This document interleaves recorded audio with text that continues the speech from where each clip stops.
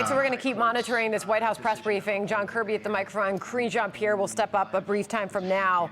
But on that misidentified drone and the reporting on it, John Kirby saying he cannot confirm that is what happened. John will await more details on that. But on responding to the attack, what you just heard from John Kirby on behalf of the administration, there's no easy answer. We do not seek escalation or another war, and the U.S. will respond at a time of its choosing. But it certainly takes you back to all the moments where this president warned, don't, John. And now, many, many, many attacks later, the question over how we are responding continues to get bigger. And how many times over the last number of months did we say the president can say don't all he wants? Iran's not listening.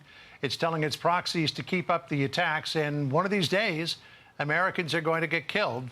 And now it's happened. You know, this banner, IRGC, feels these attacks are worth the risk. Jason Chaffetz still on set with us, John. You had a strong reaction when you heard that. Yeah, they're looking at the risk versus the reward, and they're not seeing a whole lot of risk to continuing with these attacks. There's never been a consequence that they can't tolerate. So 160 attacks, people that are now dead.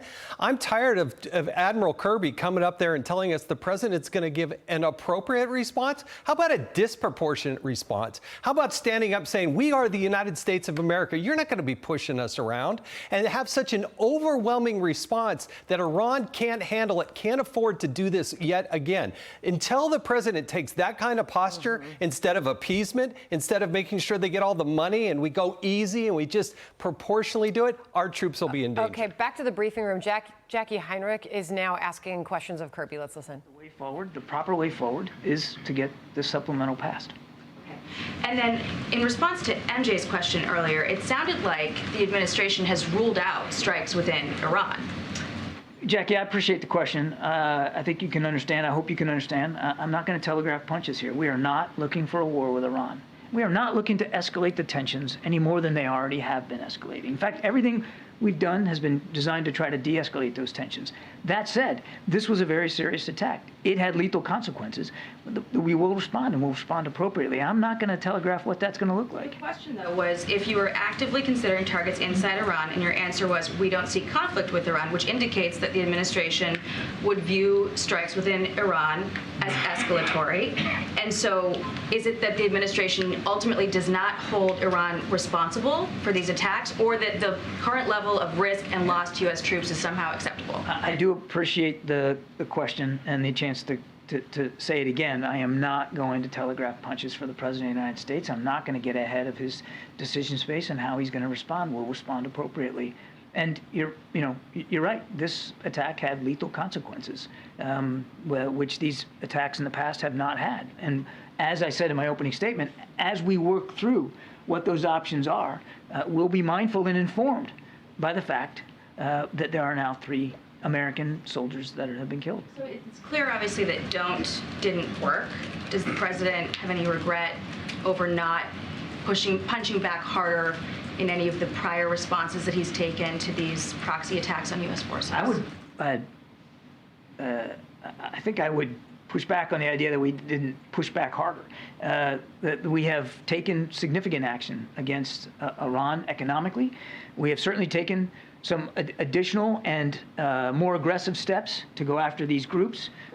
We're certainly taking aggressive action against the Houthis to try to defend shipping in the Red Sea. I mean, this idea that somehow we've just whistled past the graveyard here and walked away from the challenge that Iran poses just isn't borne out by the facts.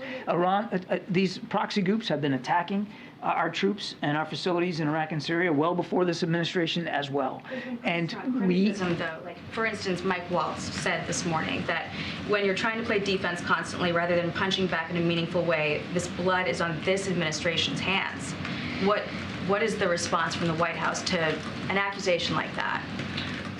What I would tell you and I would tell the congressman is we're mindful of what Iran's doing in the region, and we have taken aggressive action against these proxy groups and on their influence in the region, and there are decisions yet to come.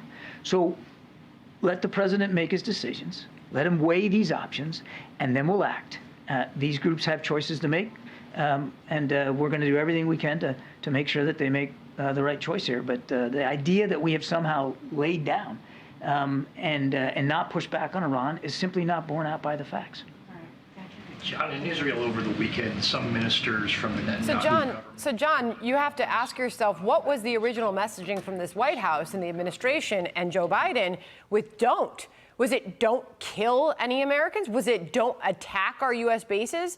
Was it don't show any escalation here? Because now he's saying that the difference with now the more than 160 attacks here is that with this case, people died. But was that the red line? Because they never said that. Well, I mean, the effective impact of it was what he kept saying, don't, was he was telling Iran, don't listen to a thing I say, which they didn't. And they kept on attacking us. And now we see the result of that. Jason Chaffetz still with us. Jason, if the White House chooses to hit back against these Iranian proxies, whether it be Hezbollah, whether it be Hamas, whether it be the Houthi rebels, I mean, those groups are just cannon fodder for the Iranian regime. And unless the president hits back against Iran proper, is anything going to change? No. I heard Admiral Kirby very clearly say, we are not going to telegraph what we're going to do. Maybe it's time to telegraph what we're going to do. You attack America, you fire shots at America, you come after Americans, I will kill you. Your life will be over. That's what you think about the men and women who are in the theater of war. If your son or daughter is out there serving and this president won't say boo other than don't, what does that message send? You have to speak the language of Iran and these proxies. They know it's peace through strength. It's what Ronald Reagan would do or what Donald Trump would do. And you have to fire back and be crystal clear in your messaging, not just this cute don't, because obviously that didn't work. So it's perhaps there was some indication there, John, maybe you heard it as well. He doesn't want to broadcast the president's actions. Maybe there are big plans here to respond. If there are, they are not detailing them and certainly not telling the American people what that next step is. Hey everyone, I'm Emily Campagno. Catch me and my co-hosts Harris Faulkner and Kaylee McEnany on Outnumbered every weekday at 12 p.m. Eastern, or set your DVR. Also, don't forget to subscribe to the Fox News YouTube page for daily highlights.